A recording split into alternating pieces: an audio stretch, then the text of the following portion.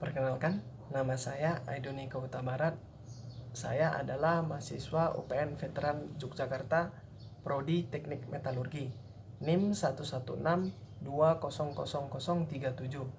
Dalam video kali ini, saya akan membahas tentang metalurgi yang terjadi di kehidupan kita sehari-hari. Yang saya bahas adalah korosi. Berikut penjelasannya. Korosi itu merupakan proses elektrokimia di mana logam mengalami oksidasi sedangkan oksigen mengalami reduksi. Karat logam itu berupa oksida atau karbonat.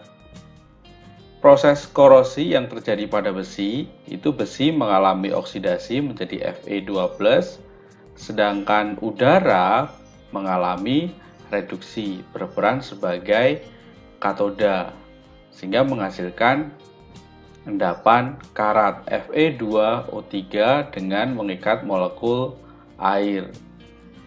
Proses lengkapnya dapat kita lihat seperti berikut. Reaksi yang terjadi di anoda, besi mengalami oksidasi menjadi Fe2+, sedangkan yang terjadi di katoda itu oksigen mengalami reduksi. Dari kedua reaksi ini akan kita dapatkan reaksi selnya Fe ditambah O2 ditambah H2O menjadi Fe2+ dan 4OH-.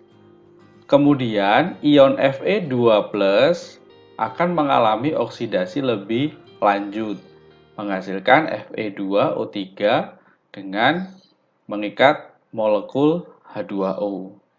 Di sini dapat kita lihat faktor utama dalam korosi adalah adanya oksigen dan H2O dalam reaksi. Faktor penyebab korosi, seperti yang baru saja kita lihat di persamaan reaksi, air dan udara merupakan faktor utama dalam berlangsungnya korosi. Udara yang lembab yang banyak mengandung uap air akan mempercepat berlangsungnya proses korosi. Yang kedua adalah elektrolit. Elektrolit ini dapat berupa asam atau garam. Merupakan media yang baik untuk terjadinya transfer muatan. Hal ini mengakibatkan elektron lebih mudah untuk diikat oleh oksigen di udara. Air hujan itu banyak mengandung asam, sedangkan air laut itu banyak mengandung garam. Jadi, air hujan dan air laut merupakan penyebab korosi yang utama.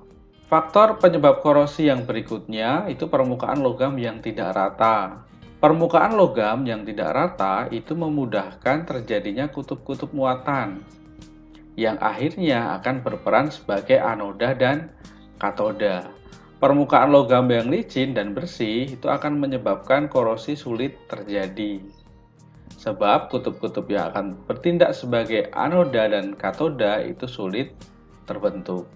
Namun hal ini bukan merupakan faktor yang utama. Faktor utama tetap oksigen dan air. Bagaimana cara kita mencegah korosi? Yang pertama, menggunakan lapisan pelindung untuk mencegah kontak langsung dengan H2O dan O2. Yang pertama, kita bisa melakukan pengecatan, contoh di pagar rumah kita. Kita cat secara periodik supaya besi itu terlindungi dari kontak langsung dengan air dan oksigen. Yang berikutnya, dengan cara melumuri oli atau pelumas, contoh di mesin kendaraan kita supaya tidak berkarat, kita berikan pelumas. Atau pada roda di pagar rumah kita, supaya terbebas dari karat, secara periodik kita harus melumurinya dengan oli.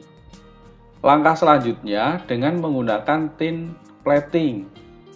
Pelapisan dengan timah, contohnya di kaleng kemasan makanan, kaleng susu, itu dilapisi dengan timah supaya besinya tidak terjadi kontak dengan H2O dan O2.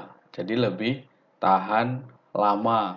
Jadi inilah salah satu korosi yang terjadi di kehidupan kita sehari-hari. yaitu besi yang berkarat karena adanya pengendapan air yang dibantu juga dengan oksigen sehingga terjadinya perkaratan. Jadi ini jugalah salah satu pencegahan korosi, yaitu memberikan cat sehingga bagian yang dicat itu dapat mencegah terjadinya korosi. Inilah perbandingannya. Demikian pembahasan yang dapat saya berikan. Kiranya pembahasan ini dapat menambah wawasan kita tentang salah satu fenomena metalurgi atau yang berhubungan dengan metalurgi di kehidupan kita sehari-hari. Dan juga kiranya pembahasan tersebut dapat dimaklumi apa adanya yang bisa saya buat. Sekian dan terima kasih.